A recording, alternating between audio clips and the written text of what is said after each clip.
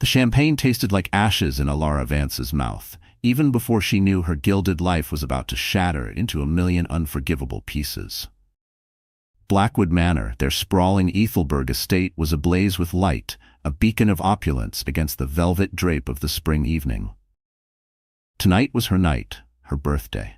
But was it really? The air, thick with the scent of imported lilies and the murmur of Ethelberg's most influential, also hummed with an almost unbearable tension, a taut wire of unspoken anxieties that Alara felt coiling in her own stomach. How could a room so full of people feel so suffocatingly empty? Damien Blackwood. Her husband. The name alone commanded attention. A titan in the world of high finance, a man whose charisma could charm nations and whose ruthlessness in business was legendary. He was, to the world, the epitome of power, and Alara, his wife, was the elegant, seemingly serene counterpart. She played the part well, didn't she? The gracious hostess, the adoring spouse. Tonight, she wore a gown the color of a twilight sky, its fabric flowing gently over the subtle curve of her belly, a secret she held close, a fragile hope for a future she desperately wanted to believe in. A baby. Their baby. Perhaps this was the miracle they needed, the anchor to pull Damien back from the brink of whatever abyss he seemed to be teetering on. But Damien was late, inexcusably late. Each tick of the grandfather clock in the marble hall was a hammer blow against her composure.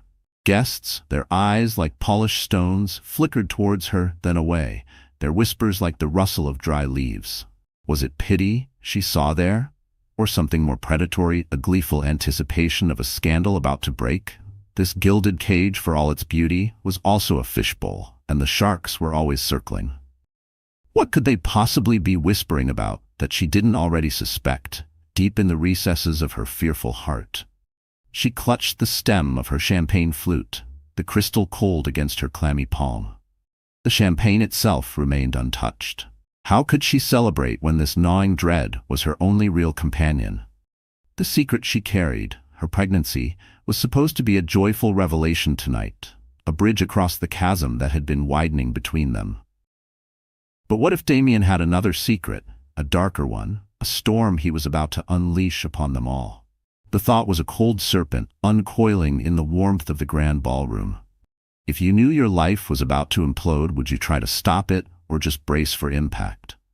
Then, a new sound cut through the cultivated hum of the party. The distinct purr of a high-performance engine, followed by the crunch of tires on the gravel driveway, a collective intake of breath. Heads turned, conversations faltered. He was here. Finally. Alara felt a strange mix of relief and a fresh wave of anxiety. This was it, the moment of truth. The massive oak doors of Blackwood Manor swung inward, and there he stood. Damien Blackwood, every inch the master of his universe, his bespoke tuxedo fitting him like a second skin, his dark hair impeccably styled. But it wasn't his tardiness that sent a jolt through the room, a shockwave of disbelief and scandalous delight. No, it was the woman on his arm. A woman who was most definitely not Alara. She was stunning, yes, in a way that was both brazen and sharp, her crimson dress a slash of defiance against the more muted elegance of the Ethelberg elite. Few recognized her, but her air of possessive triumph was unmistakable. Lilith Moreau. The name would soon be on everyone's lips. As Damien Blackwood strode in, a predator in his own home, with Lilith Moreau shimmering like a dark jewel on his arm, Alara felt the first tremor of an earthquake that would redefine her world. What unspeakable betrayal was about to unfold in front of Ethelberg's elite? The air crackled, the music seemed to curdle, and every eye in the grand ballroom turned. Damien Blackwood had arrived, and he hadn't come alone. What new hell was this? The audacious arrival of Damien Blackwood with another woman, a woman whose very presence was a declaration of war, hung in the air of Blackwood Manor, thick and poisonous. But to understand the true depth of this betrayal, the sheer calculated cruelty of it, you have to look beneath the glitter, don't you? You have to peel back the layers of the facade of perfection that was the Blackwood marriage. Every fairy tale has its dark forest, and for Alara Vance, that forest was woven with threads of gold and shadowed by the towering ambition of Damien Blackwood. Damien, he wasn't just a man, he was a phenomenon. Forged in the crucible of Ethelberg's cutthroat financial district, he'd clawed his way to the zenith of Blackwood Holdings, a sprawling empire built on audacious risks and an almost supernatural ability to foresee market shifts. His charisma was a weapon, disarming competitors and dazzling the public. But beneath that polished veneer there was a core of something harder, something insatiable. He collected successes like trophies, companies, properties, and, some whispered, hearts. Was Alara just another acquisition in his billionaire lifestyle? A beautiful, socially impeccable asset to adorn his arm at galas? Their early days? Oh, they were a whirlwind. A romance that Ethelberg's society pages devoured with glee. The dashing tycoon and the elegant art historian, daughter of the esteemed Theodore Vance. They were the golden couple, their wedding the event of the decade. Photographs from that time showed genuine smiles, stolen glances, a palpable connection. They seemed unstoppable, a true power couple. But what happens when one half of that power couple begins to crave a different kind of power, a dominion that leaves no room for an equal? The shift was subtle at first. A late night at the office here, an unscheduled overseas trip there. Building the empire, my love, he'd murmur, his kisses becoming more perfunctory, his eyes already on some distant horizon. Alara couldn't see. Blackwood Holdings, with its relentless demands for global expansion, for new conquests in tech, real estate, and whispered, more shadowy ventures, became his true mistress long before Lilith Moreau ever stepped onto the scene. The dark secrets of his business dealings were just that. Dark and secret, even from Alara. He moved in a world of high-stakes deals brokered in hushed tones, in rooms she was no longer invited into. The marital strain was a silent, insidious guest in their opulent home. Can a marriage survive when one partner is constantly choosing ambition over affection? It's a tough question, isn't it? Alara's loneliness became a constant companion, a chill that even the roaring fireplaces in Blackwood Manor couldn't dispel. The sprawling rooms echoed with the absence of shared laughter, of meaningful conversation. She was surrounded by beauty, by unimaginable wealth, yet she existed in a gilded cage, her wings clipped by a quiet, growing despair. Then came the discovery. A fragile, almost unbelievable hope. A secret pregnancy. 2 faint blue lines on a test that promised a new chapter, a chance perhaps to mend the fraying tapestry of their lives. She imagined Damien's surprise, his joy. Surely a child, their child, would be the anchor he needed, the reason to return to the man she'd fallen in love with. This became her silent vow, her desperate prayer. She'd tell him at her birthday party. It would be the perfect, joyful announcement, a beacon of hope in their fading dream. But the universe, or perhaps just Damien, had other plans. The unease that had been a faint whisper in Alara's heart grew louder in the weeks leading up to the party. It wasn't just the late nights anymore. There were hushed phone calls Damien would take in another room, a new, uncharacteristic secrecy about his schedule. One afternoon, tidying his usually immaculate study, a room that felt more like the command center of Blackwood Holdings than a part of their home, Alara found a small, velvet jeweler's box carelessly discarded in a drawer. Empty. It wasn't for her. Her birthday was weeks away, and Damien wasn't one for early gifts. A cold knot of fear tightened in her chest. Who was it for? This, she knew, was one of those dark secrets she wasn't meant to uncover. Was this the first tangible sign of an ambitious rival for her husband's affections? And what of Lilith Moreau? While Alara was planning a future, Lilith was carving out a present.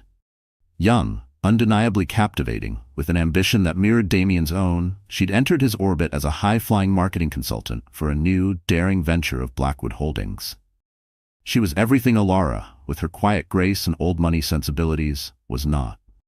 Lilith was fire and ice, a siren call to Damien's more extravagant desires, a woman who made him feel invincible, who didn't ask for his heart, only his attention, his power. Their bond, forged in the heat of late-night strategy sessions and secret dinners, away from the prying eyes of Ethelberg, was a dangerous cocktail of ambition and thrill. Did Damien see in Lilith a reflection of his own untamed nature, something he felt he'd had to temper with Alara? It's a chilling thought, what drives a man to such betrayals.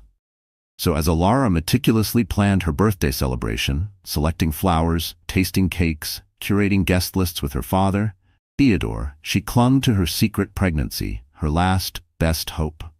Each detail of the party was a brushstroke in the masterpiece of reconciliation she hoped to paint. The hope and despair warred within her, a silent, exhausting battle. She was unaware, of course, that on the other side of Ethelberg, Damien was engaged in his own sinister preparations, orchestrating a different kind of spectacle entirely. He was making a different kind of promise. As Alara fastened the clasp of her diamond necklace, a family heirloom, its cool weight a familiar comfort, a silent vow formed in her heart. For her child, she would fight for this marriage, for the dream that was turning to dust. She would find the strength. She had to. But on the other side of Ethelberg, Damien was making a very different kind of promise, sealing a pact of audacious betrayal. Who was this Lilith Moreau, this woman, who now stood poised to shatter Alara's world? And what dark, irresistible power did she hold over the formidable, the unshakable, Damien Blackwood?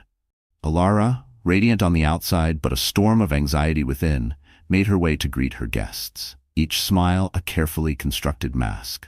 She had no idea the true performance was about to begin, with her husband as the director of her public humiliation. What was he thinking? The meticulous preparations, the silent vows, the carefully constructed mask of a society wife. All of it was background noise now, drowned out by the cacophony of Damien Blackwood's entrance. The grand doors of Blackwood Manor, those imposing sentinels of oak and iron, swung open, not to herald a king returning to his castle, but to admit a scandal that would attempt to bring a dynasty to its knees. And boy, did it make an entrance. Forget subtle. This was a full frontal assault. Damien Blackwood, ever the showman, paused dramatically at the threshold. But it wasn't his imposing figure, nor the almost predatory glint in his eyes, that seized the collective breath of Ethelberg's elite. It was the woman clinging to his arm. Lilith Moreau. Even her name sounded like a whisper of forbidden things. She was a vision in crimson, a dress so artfully constructed it seemed poured onto her lithe frame, sequins catching the chandelier light like scattered embers. Her hair, a cascade of raven silk, framed a face of exquisite, almost unnerving beauty. And that smirk. Oh, that smirk. It was a masterpiece of insolent confidence, a silent declaration that she knew exactly what she was doing, and reveled in it. Have you ever seen someone so brazen they almost take your breath away, not with beauty, but with sheer audacity? A wave of shock, palpable as a physical force, rippled through the grand ballroom. Champagne flutes paused midway to lips. Conversations died in strangled gasps. Fans fluttered a little faster in suddenly trembling hands. Who was this woman? And why, in the name of all that was sacred in their carefully ordered society, was she here, at Alara Vance's birthday party, on the arm of Alara Vance's husband? This wasn't just a breach of etiquette. This was a public humiliation, a billionaire's audacity laid bare for all to witness. The society scandal of the decade was unfolding in real time, and you could almost hear the mental gears of Ethelberg's gossip mill grinding into overdrive. Alara, from across the vast expanse of marble and milling guests, her eyes, wide with a dawning, sickening horror, locked with Damien's. His expression? Utterly unreadable. Cold. Indifferent. As if this were just another Tuesday, another business dealing, another conquest. The carefully constructed smile on Alara's face didn't just falter, it crumbled, turning to ash. The room, with its glittering chandeliers and fragrant blooms, began to tilt, the floor seeming to drop away beneath her. Disbelief was a fist clenching her throat, stealing her breath. This couldn't be happening. Not here. Not now. Not like this. The illusion of her life, the carefully polished facade of perfection, shattered into a million irreparable pieces. It was an unthinkable betrayal, a public stoning with her own husband casting the first and most brutal stone. Her father, Theodore Vance, a man whose quiet dignity was as legendary as Damien's ruthlessness, materialized at her side, his face a mask of controlled fury.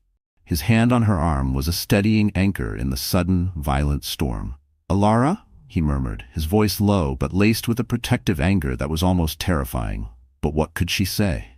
What words could possibly encapsulate the maelstrom of devastation that was ripping through her? The whispers, at first a low hum, rose in volume, a sibilant tide of speculation and judgment. Stares like tiny daggers pricked at her skin. She could feel the heat rising in her cheeks, a burning flush of public humiliation so intense it was a physical pain. This was supposed to be her night, a celebration of her life, her future. Instead, it had become her public execution. And for what? What secret, twisted motive could drive Damien to such an act of brazen cruelty? Amidst the sea of shocked and secretly thrilled faces, Alara spotted Beatrice Holloway, Ethelberg's most notorious society columnist, her pen already flying across her notepad, her eyes gleaming with the thrill of the hunt. Alara's stomach churned. Tomorrow's headlines were already writing themselves. The dread of that future public shaming was a fresh layer of torment. Then a small, unexpected kindness. Her oldest friend, Clara Ashworth, a woman whose loyalty had never wavered, slipped an arm around Alara's waist, her presence a silent shield. "Breathe, Alara," Clara whispered, her voice fierce. "Just breathe. We'll face this." A tiny pinprick of light in the overwhelming darkness. But how do you face an enemy who holds all the power, who seems to delight in your pain? It's a terrifying question, isn't it? And Damien? He was utterly shameless. With a dismissive glance towards Alara, a glance that didn't even register her pain, her shock, her existence, he guided Lilith Moreau deeper into the ballroom. He paraded her, this scarlet woman, this symbol of his betrayal, as if she were the guest of honor. Some guests, those whose loyalty to the Vance family outweighed their fear of Damien Blackwood, turned away in open disgust. Others, the sycophants, the opportunists ever eager to curry favor with power, began to drift towards the newly arrived couple, their smiles as false as Damien's own. It was a sickening display of Ethelberg's fickle allegiances. Alara remained frozen, rooted to the spot, the champagne flute still clutched in her hand, so tightly she thought the delicate crystal might shatter. Her mind reeled, struggling to comprehend the enormity of what had just happened. This wasn't just a billionaire's dalliance, a sordid affair to be hidden in the shadows. This was a calculated act of war. The unthinkable betrayal had not only occurred, but had been flaunted, celebrated almost, in the very heart of her world. Her breath hitched, her heart a trapped bird against her ribs. This wasn't just an affair. This was a declaration of war waged on her soul, on her night. How could Damien be so cruel, so brazen? And what would she, the pregnant, humiliated wife, do next? The music resumed, a grotesque parody of celebration, as Damien paraded his mistress. Alara stood, a statue of ice and fire, her world irrevocably broken. The party, her life, would never be the same. The question now was, how would she survive the inferno? The music, which had momentarily stuttered into an awkward silence, now resumed with a forced, almost grotesque cheerfulness. It was a soundtrack to Alara's personal nightmare, a public spectacle orchestrated by the one man who had vowed to protect her. Some secrets are whispered in boudoirs, hushed confessions shared in the dead of night. Alara Vance felt an overwhelming urge to scream hers from the battlements of her broken heart. But the years of societal conditioning, the ingrained poise of the Vance lineage, held her captive. For now, Damien, with Lilith still clinging to his arm like a venomous vine, finally approached. The air crackled with unspoken animosity, a palpable tension that made the crystal chandeliers tremble. He leaned in, his cologne, once a scent of comfort, now an acrid reminder of his betrayal. "Happy birthday, darling," he murmured, the endearment a poisoned dart. His lips brushed her cheek in a perfunctory kiss, as cold and meaningless as a winter frost. The sheer audacity of it. How could a man inflict such public humiliation and then act as if nothing was amiss? It was a chilling display of his husband's cruelty, a calculated indifference that cut deeper than any shouted insult. Lilith Moreau, a shadow of smug triumph lurking behind Damien, then stepped forward. Her smile was a masterpiece of feigned politeness. "It's wonderful to finally meet you, Alara," she purred, her voice like velvet dipped in acid. "Damien has told me so much about you." The implication hung heavy in the air, a noxious perfume. Alara could barely manage a choked, "Likewise," the single word laced with a universe of pain and fury. She felt the eyes of Ethelberg's elite upon them, dissecting every nuance of this excruciating interaction. This was more than a society scandal. This was a public confrontation, and Alara was the unwilling star. Her father, Theodore Vance, ever her protector, moved swiftly to her side, his hand a comforting pressure on her arm. With a glare that could freeze lava, he took the microphone from the stunned bandleader, his voice, though quiet, resonating with an authority that few dared to challenge. "Ladies and gentlemen," he began, effectively hijacking the evening. "If I may have your attention for the birthday toasts." A collective sigh of relief and perhaps a twinge of disappointment from the scandalmongers rippled through the room. The immediate crisis, the frozen tableau of husband, wife, and mistress, was momentarily diffused. But the storm of betrayal was far from over. It was merely gathering strength.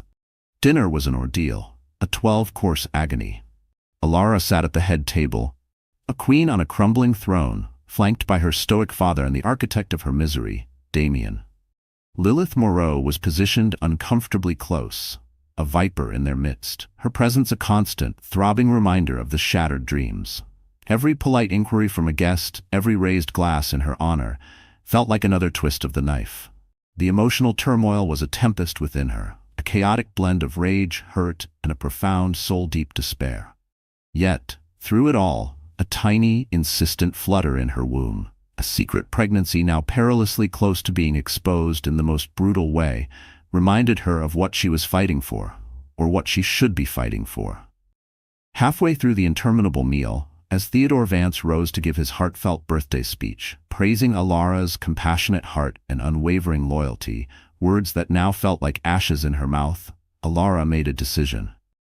A desperate, reckless decision born of pain and a flicker of defiance. When her father finished, his eyes glistening with proud tears, he nodded to Alara. This was it, the moment she had planned, the joyous surprise she had rehearsed in her mind 1,000 times. But now? Now it felt like walking a tightrope over a pit of vipers. Could she do it? Should she? Summoning a courage she didn't know she possessed, Alara stood, her hand instinctively moving to rest on her still flat stomach. The room fell silent. "Thank you, Father," she began, her voice surprisingly steady, though her heart hammered against her ribs. "And thank you all for being here tonight. I have a little surprise of my own to share." Her eyes scanned the room, landing on Damien. His expression was unreadable, a mask of cool indifference. Lilith watched with an almost hungry intensity, a spectator at a Roman circus, waiting for the lions. "I'm expecting a baby," Alara announced, the words tumbling out before she could second-guess herself. "Damien and I are going to have our first child." A collective gasp filled the air, louder this time, followed by a wave of applause and murmurs of congratulation. Pure pregnancy announcement drama. For a moment, a fragile hope flickered within Alara. Perhaps this news, this undeniable truth of new life, would pierce through Damien's armor of cold indifference. Her father embraced her, tears of genuine joy now streaming down his face. Many guests, unaware of the deeper currents of the evening's horrors, rushed to offer their good wishes. And Damien? He feigned a smile, a chillingly convincing performance. He leaned in, and for a horrifying instant, Alara thought he might actually show some warmth. Instead, he brushed another quick, cold kiss on her cheek, his whisper a sliver of ice in her ear. "You might have told me sooner, Alara." A cutting remark, delivered with surgical precision in front of dozens of curious onlookers. No joy, no surprise, just annoyance. The cruelty of it, the sheer, unadulterated meanness, was a physical blow. The secret revealed wasn't her pregnancy. It was the cavernous emptiness where her husband's heart should have been. This, she realized with a sickening lurch, was the true pattern Damien never broke. A pattern of calculated emotional cruelty.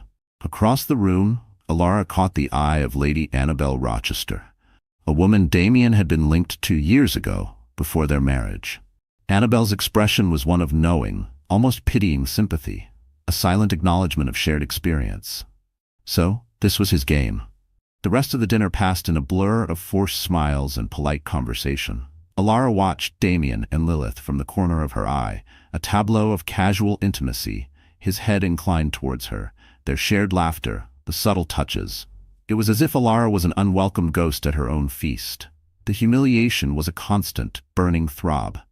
Later, seeking a moment's respite from the suffocating atmosphere of the ballroom, Alara slipped out into the cool night air of the meticulously manicured gardens.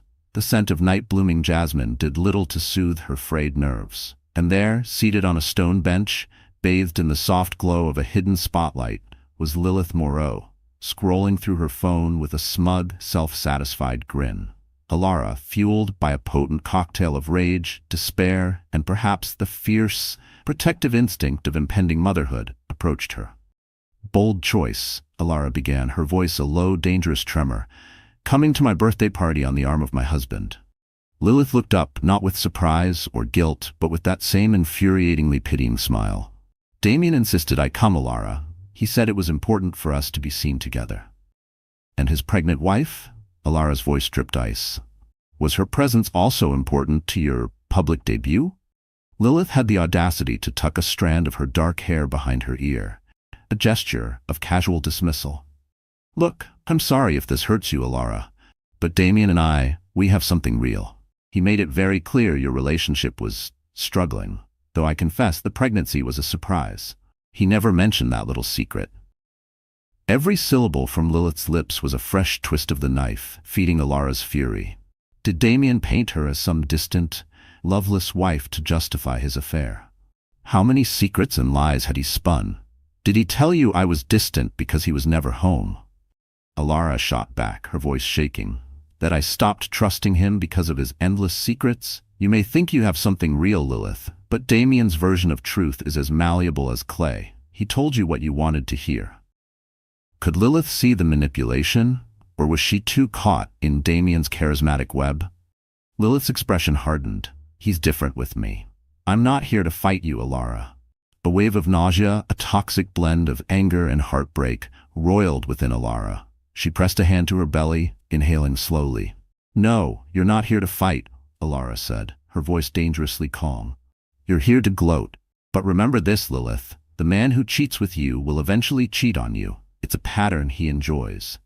Lilith opened her mouth to respond, perhaps to unleash another barbed comment, but the tension was abruptly shattered by the sound of approaching footsteps. They both turned. A figure emerged from the shadows of the rose trellises. Who was it? And would they be an ally in this emotional turmoil, or just another architect of her ever-increasing pain? The confrontation left Alara shaken but strangely resolute. The lines had been drawn, not just in the sand, but in the very fabric of her soul. This was more than a fight for her marriage. It was a fight for her sanity and her child's future. But how do you fight a man who holds all the cards, or so he thinks? The bitter exchange in the moonlit garden, sharp as shattered glass, had only solidified the icy dread in Alara's heart. Lilith's smug pronouncements, her casual dismissal of Alara's pain, echoed in the opulent silence of Blackwood Manor long after the last guest had departed. The party, meant to be a celebration, had become a funeral pyre for Alara's marriage, her hopes, her very sense of self. What do you do when the person who vowed to cherish you becomes the architect of your deepest humiliation? It's a question no one should ever have to answer, right? In the dead of night, with the echoes of that disastrous party haunting the cavernous halls of Blackwood Manor, Alara Vance walked towards her husband's study. She wasn't a supplicant, pleading for scraps of affection. No, she moved with the quiet dignity of a queen preparing to abdicate a poisoned throne. The scent of Damien's expensive whiskey and even more expensive cigars hung heavy in the air, a cloying miasma that spoke of late nights and secrets kept. She found him behind his massive mahogany desk, the glow of his computer screen, casting long, dancing shadows on his face, making him look like some brooding monarch surveying his empire. Or perhaps a predator assessing his prey. Damien, she began, her voice a subdued tremor, yet threaded with a steel she hadn't known she possessed. What you did tonight, it was beyond cruel. It was a public execution, on my birthday. You brought her here. The words, though spoken softly, hung in the air like a death sentence. He rubbed his temples, a gesture of weary impatience rather than remorse. Alara, look, I'm sorry if it had to happen this way. Sorry if it had to happen? As if this was some unavoidable natural disaster, not a deliberate act of his own making. But let's be honest, our relationship has been strained for a long time. Lilith is part of my life now. You need to accept that. Part of his life. Just like that. As if their vows, their shared history, the child growing within her, meant nothing. And I am your wife, Damien, she countered, the tremor in her voice now laced with a rising fury. I am carrying your child. Does that mean nothing to you? A flicker of something, guilt, annoyance, crossed his eyes, then vanished, replaced by that familiar mask of cool indifference. I know that, he said, his tone clipped, dismissive. But you've hardly been the supportive wife, have you? always criticizing my work, my absences, my choices. The audacity of it, the sheer, unadulterated nerve of the man.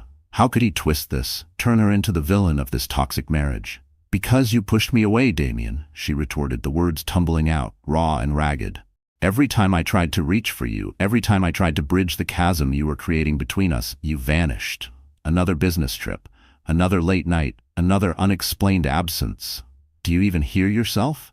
Do you have any idea what it's like to live with a ghost?"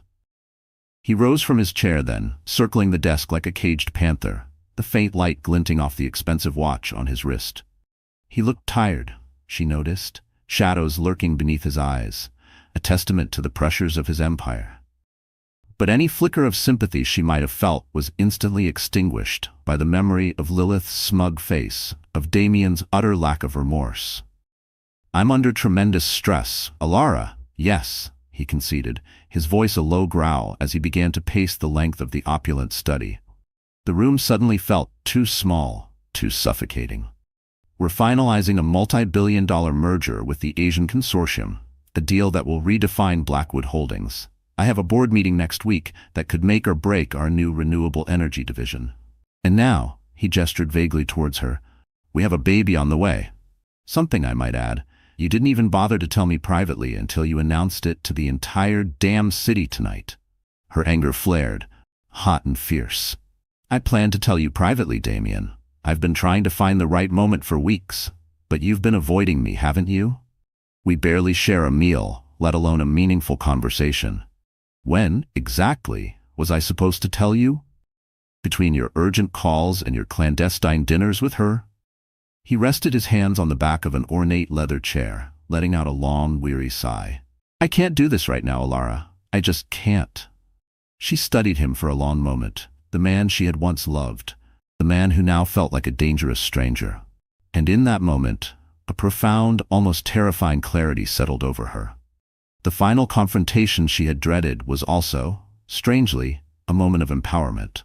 The decision to leave this toxic marriage, a decision that had been a terrifying whisper in the back of her mind, now solidified into a certainty. For her unborn child's future, for her own sanity, she had to. "If you won't choose to be a husband, Damien," she said, her voice suddenly calm, devoid of the earlier tremor, "if you won't choose to be a father, then I will make a choice for myself, and for this child." Her words hung in the air, a quiet ultimatum, a wife's defiance finally taking flight. He frowned, a flicker of surprise, perhaps even unease in his eyes. "What does that mean?" "It means," Alara said, her voice gaining strength with every syllable, every beat of her newly resolute heart. "I'm considering leaving you, Damien. I can't endure this spectacle, not for me, and certainly not for our baby." Damien's face paled. Was it fear? Anger? Or just the shock of a tyrant realizing his queen was no longer willing to play by his rules? He opened his mouth as if to respond, to unleash another torrent of justifications or perhaps a husband's ultimatum, then closed it again, a rare moment of speechlessness for the usually eloquent Damien Blackwood. In that charged silence, Alara knew she had made her decision. No more. She would not be paraded around like a prized possession while he flaunted his affairs.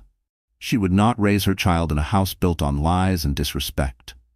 Without waiting for his reply, a reply she knew would only be another attempt at manipulation, she turned on her heel and walked out of the study. Her steps echoed in the long, silent corridor, each one a resolute stride away from the gilded cage, away from the toxic charade, towards an unknown, perhaps perilous, but undeniably her own future.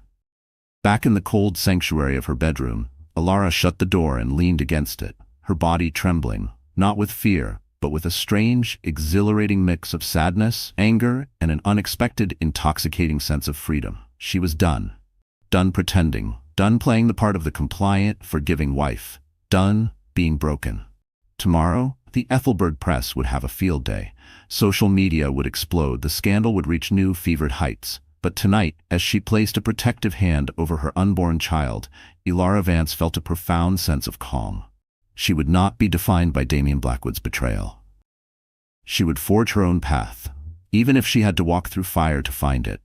The silence in Damien's study was heavy, laden with unspoken threats and the chilling finality of Alara's decision. She had walked away, But the battle was far from over. In fact, it was about to escalate to a war fought in the tabloids and courtrooms. How would Ethelberg react when the news broke? Her defiant exit from Damien's study, that cold, echoing pronouncement of, "I am leaving, Damien," wasn't just a personal decision. It was the spark that ignited a wildfire. A wildfire of public speculation, legal maneuvering, and a vicious, no-holds-barred media scandal. How would Ethelberg, a city that thrived on drama but feigned propriety, react when the pristine facade of the Blackwood marriage finally, irrevocably, crumbled?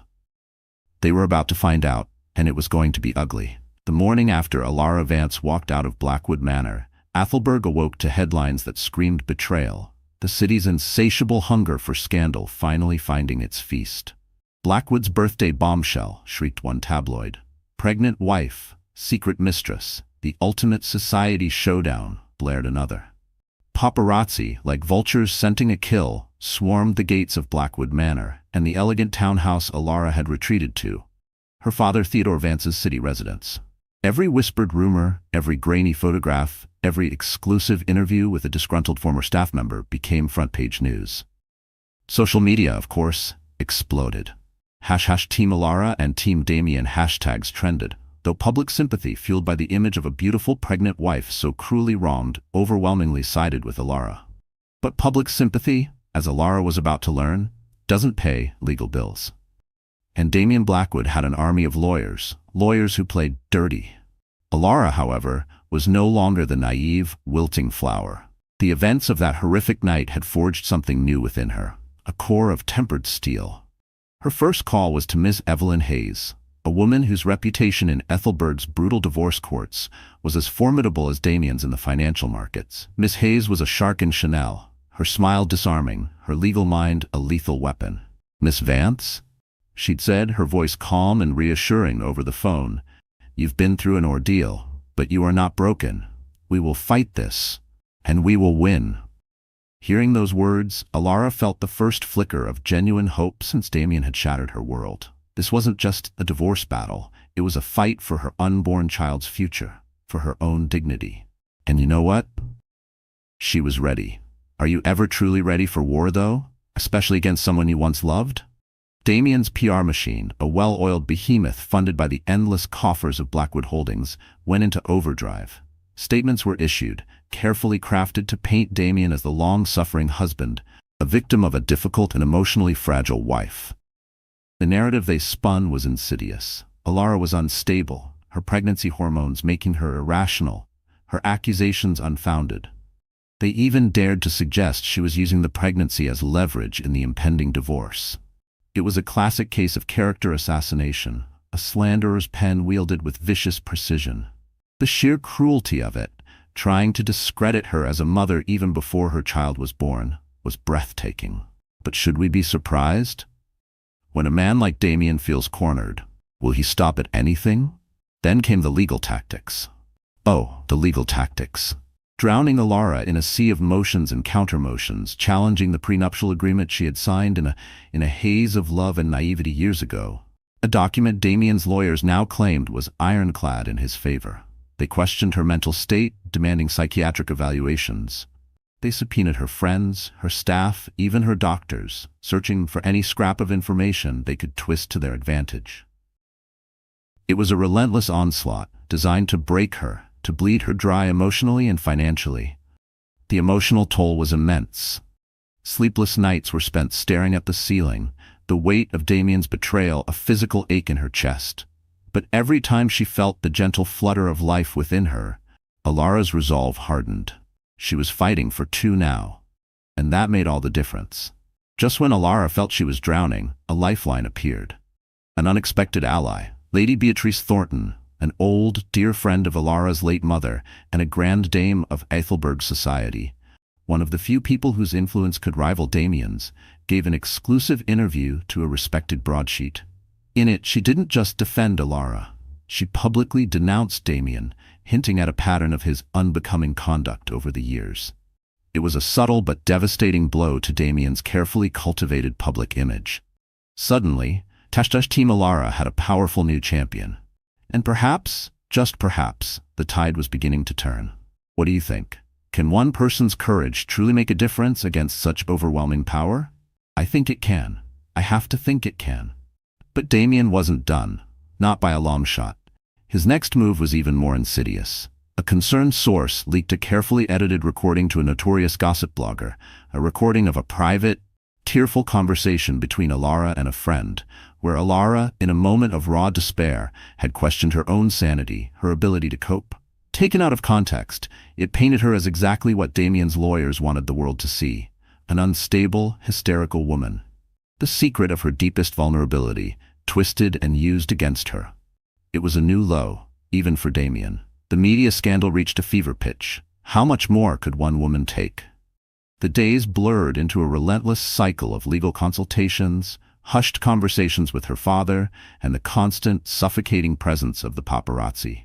Alara felt like a hunted animal, her attempts to find peace constantly thwarted by Damien's relentless attacks. She was resilient, yes, but she was also human, vulnerable, and the constant barrage was taking its toll. The fight for custody, the battle over assets, the prenuptial agreement that seemed designed to leave her with nothing. It was all a brutal, ugly chess game, and Damien was playing to win, no matter the cost to her or to the memory of what they once shared. One particularly bleak afternoon, after another grueling meeting with Miss Hayes, where they'd waded through yet another pile of threatening legal documents designed to intimidate and exhaust her, Alara sat alone in her father's library. The legal papers felt like daggers, each word a calculated strike against her sanity, her motherhood. Damien wasn't just fighting for his assets. He was trying to annihilate her spirit, to erase her from his life as if she had never mattered. With her back against the wall, the wolves of the press still baying at her door, and the weight of the world on her shoulders, the phone rang. An unknown number. Alara hesitated, her heart pounding. Was it another threat? Another reporter? Or just maybe, was it a lifeline? Or another trap? Damien's campaign of slander was relentless, each headline a fresh wound.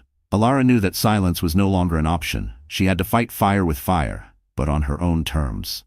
The call she received could change everything. Would she dare to step into the lion's den of public opinion? That unexpected phone call, piercing the gloom of Alara's besieged existence, wasn't a threat. It wasn't another reporter sniffing for scraps. It was Vivian Croft, the Vivian Croft, Ethelberg's queen of broadcast journalism, a woman whose interviews could make or break careers, topple empires even. And she wanted to talk to Alara. On national television.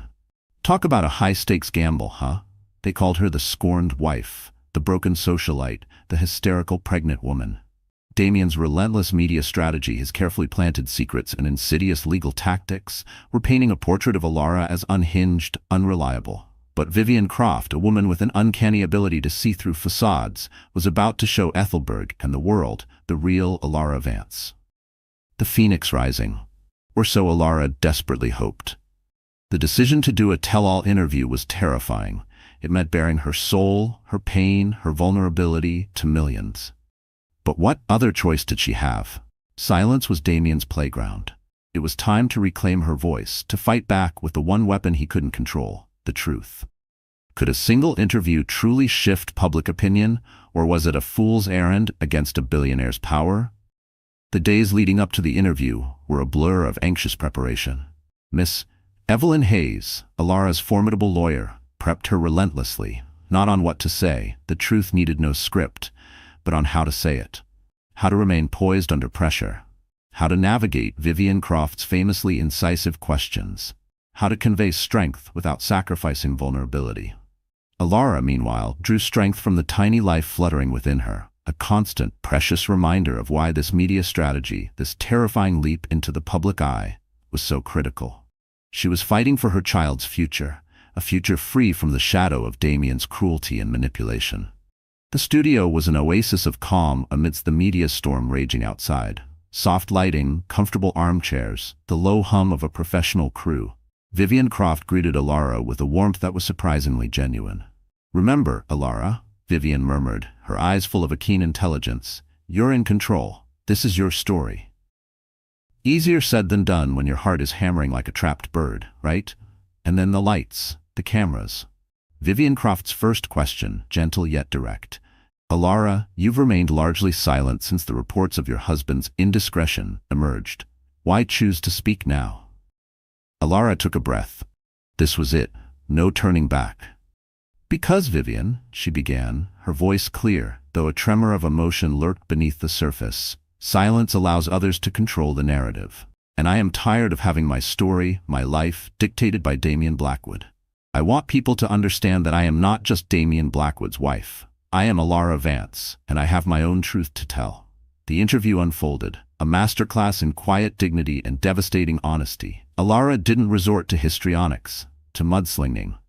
She simply told her story, the pain of the public humiliation at her birthday party, the crushing weight of Damien's betrayal, her love for her unborn child, her dawning realization that the man she had married was a stranger, capable of unimaginable cruelty.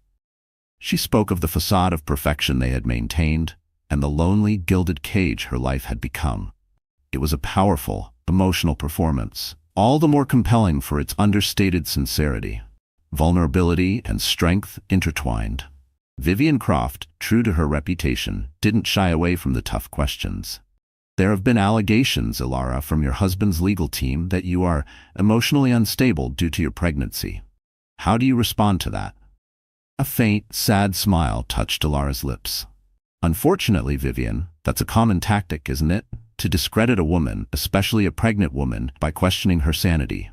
I am under a doctor's care, and I assure you and your viewers that I am perfectly capable of making rational decisions. In fact, she added, her voice gaining a quiet power, this pregnancy has made me more clear-headed, more determined than ever before. I know what I want for my child, and it's not a life built on lies and deceit. Mic drop. You could almost hear the collective gasp across Ethelberg. Then came the unexpected truth. A moment that would crack Damien's carefully constructed facade. Vivian asked about the prenuptial agreement, a document Damien's team had been brandishing like a weapon. Alara, guided by Miss Hayes, didn't contest its legal standing. Instead, she revealed a small, devastating detail.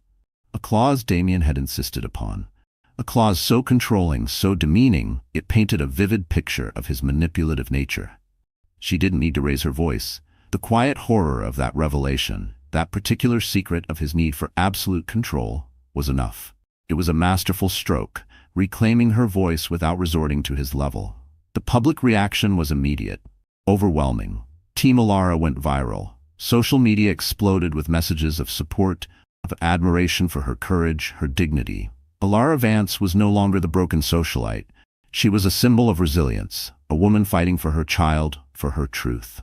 A cornered animal is dangerous, but what about a cornered billionaire?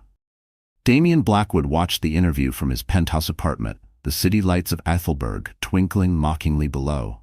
His face, as described later by an anonymous source, probably his terrified PR chief, was a mask of incandescent fury. He had underestimated her. Badly. His carefully orchestrated campaign of character assassination had been blown apart by Alara's quiet, devastating honesty. His phone rang incessantly. Board members, business partners, even Lilith Moreau, her voice reportedly a mix of panic and recrimination. "She's destroying you, Damien," Lilith had allegedly shrieked. "Public sympathy is entirely with her. They're calling her a saint, and you, well, you're the unfaithful billionaire villain." The irony wasn't lost on anyone, was it? His PR team scrambled, issuing a hastily drafted counter-statement full of mealy-mouthed regrets and renewed and entirely unbelievable commitments to resolving matters amicably. It fell flat. Utterly flat. The damage was done.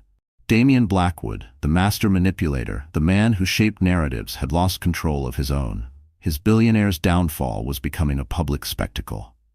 But a wounded animal is a dangerous one. And Damien Blackwood was wounded. Badly. The interview was a triumph for Alara, a turning point in the public perception of their divorce battle. But she knew with a chilling certainty that it was also a declaration of war. A war that Damien, enraged and humiliated, would now escalate. The legal pressure intensified. New motions were filed, each one more vicious, more personal than the last. They weren't just fighting over assets anymore. Damien was trying to prove her an unfit mother, to seize control of the narrative, of her child, of her very future. The threatening legal documents piled up, each one a calculated strike against her sanity, her motherhood, or felt a chilling premonition, a tightening knot of fear. What desperate, unthinkable lengths would Damian Blackwood go to now to silence her, to crush her, to win at any cost? The glare of the television lights had faded, but the heat of Damian's fury had not. Each legal document, each whispered threat, was a tightening of the noose. The glare of the television lights had faded, but the heat of Damian's fury had not. Each legal document, each whispered threat funneled through his stone-faced attorneys, was a tightening of the noose. There are cages of iron, built with cold, hard bars, and then there are cages of gold, velvet, and fear. The kind Damian Blackwood was so adept at constructing. Alara Vance knew, with a certainty that chilled her to the bone, that she had to break free from the ladder before it consumed her, and the new life, her precious unborn child, nestled within her. This wasn't just about her anymore, was it? When you're fighting for your child, the stakes are infinitely higher.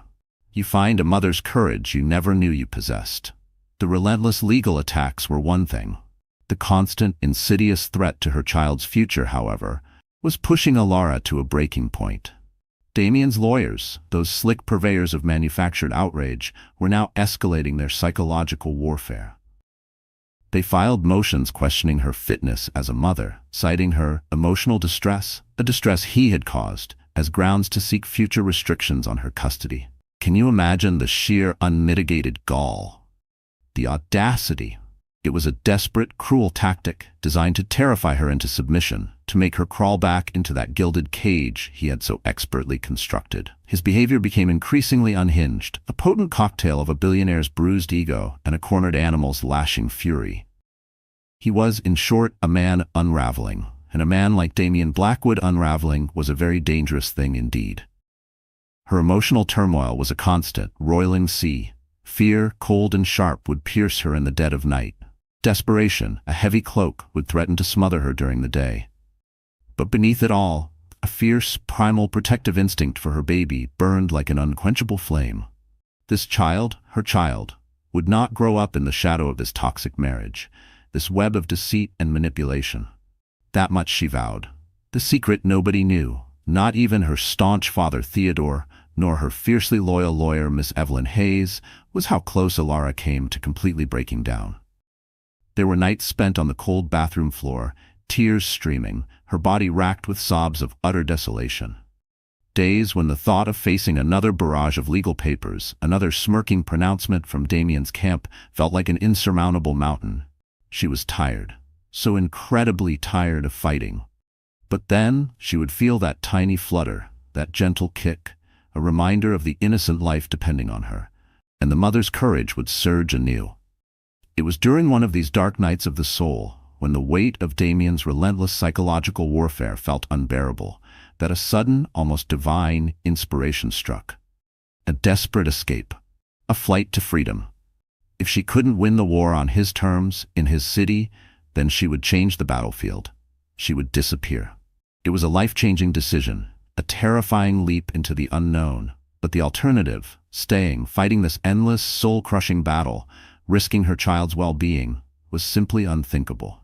The planning began in the utmost secrecy, a secret plan known only to a handful of trusted souls. Her destination, Cressida, a serene, idyllic country nestled far across the ocean, a place of rolling green hills and ancient whispering forests. Her Aunt Genevieve, her mother's beloved sister, owned a secluded estate there, a place of peace and healing. Alara had visited as a child. It was the perfect sanctuary, far from the prying eyes of the Ethelbert press, far from Damian's suffocating reach, or so she hoped. Could any distance truly shield her from a man with Damian's resources, his obsessive need for control? It was a risk she had to take. The logistics were a nightmare. Arranging private transport, securing travel documents under an assumed name, a contingency Miss Hayes had wisely, if shockingly, prepared for. Transferring a small, carefully concealed portion of her personal funds her father had quietly ensured were outside Damian's legal grasp. Every step was fraught with peril, the fear of discovery a constant, gnawing companion. What if Damian found out? What if one of his spies, and she had no doubt he had them, got wind of her plan? The thought was enough to send shivers of pure ice down her spine. The day of her departure arrived, a gray, drizzly Ethelberg morning that mirrored the turmoil in Alara's soul. The tension was almost unbearable. Her bags, packed with only the barest essentials, a few changes of clothes, her most precious mementos, and a small, worn copy of her mother's favorite book of poetry, sat by the door of her father's townhouse, a silent testament to her desperate escape. Theodore Vance held her close, his usual stoicism cracking, tears glistening in his proud, worried eyes. "Be safe, my darling girl," he whispered, his voice thick with emotion. "Be strong, for yourself, for your child." Then came the unexpected element, the last-minute obstacle that nearly derailed everything. As Alara, her face pale but resolute beneath a wide-brimmed hat and dark glasses, was about to step into the waiting, inconspicuous town car Miss Hayes had arranged, a sleek black limousine, unmistakably one of Damien's, pulled up to the curb. Her heart leaped into her throat. Had he found out? Was this it? The gilded cage break foiled before it even began? The door of the limousine opened, and Damien himself emerged, tall, imposing, his face a mask of cold fury. "Oh God. Going somewhere, Alara?" he drawled, his voice dangerously soft, a predator toying with its prey. This was it, the mini-climax before the true climax of her flight to freedom. For a heart-stopping moment, Alara froze, her mind raced. What could she say? What could she do? But then, Miss Evelyn Hayes, ever the cool-headed tactician, stepped smoothly between them. "Mr. Blackwood," she said, her voice as crisp and cutting as a shard of ice. "Miss Vance has a prior engagement. If you have any further communications for her, please direct them through my office, as per our previous agreement." She exuded an aura of such unshakable legal authority that even Damien, for once, seemed momentarily taken aback. He glared at Alara, his eyes burning with a possessive rage that made her blood run cold. But he didn't try to stop her. Not physically, anyway. The unspoken threat, however, hung heavy in the air. This wasn't over. Not by a long shot. The journey to the private airfield was a blur of anxiety. Every passing car, every unfamiliar face felt like a potential threat. The hushed departure itself was a masterclass in covert operations, orchestrated by Miss Hayes's discreet security team.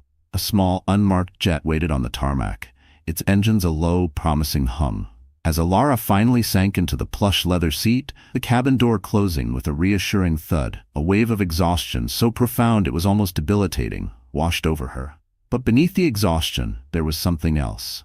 A tiny, fragile flicker of hope. The jet taxied, then accelerated down the runway, lifting into the gray, weeping sky.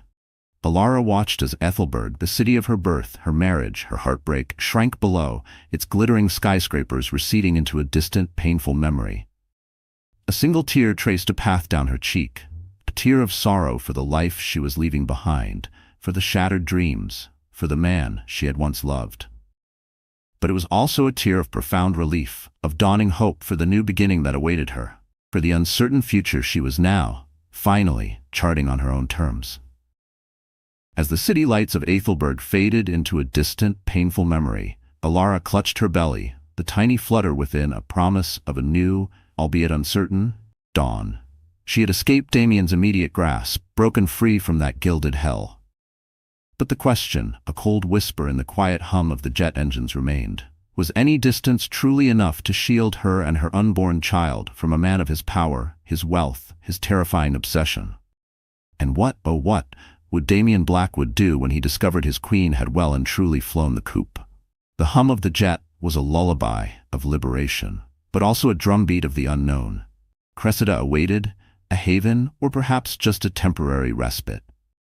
The war with Damien Blackwood was not over. It had merely changed battlefields. What awaited her in this new land, and how would she rebuild her shattered life? The hum of the private jet was a deceptive lullaby, a whisper of liberation that couldn't quite drown out the drumbeat of the unknown future. Cressida. A name that sounded like a sigh of relief. But would it be a true haven for Alara Vance, or merely a temporary respite in her ongoing war with Damien Blackwood? That was the multi-billion-dollar question, wasn't it? In the tranquil embrace of Cressida, far, far away from the glittering venom and suffocating opulence of Ethelberg, Alara Vance finally learned to breathe again.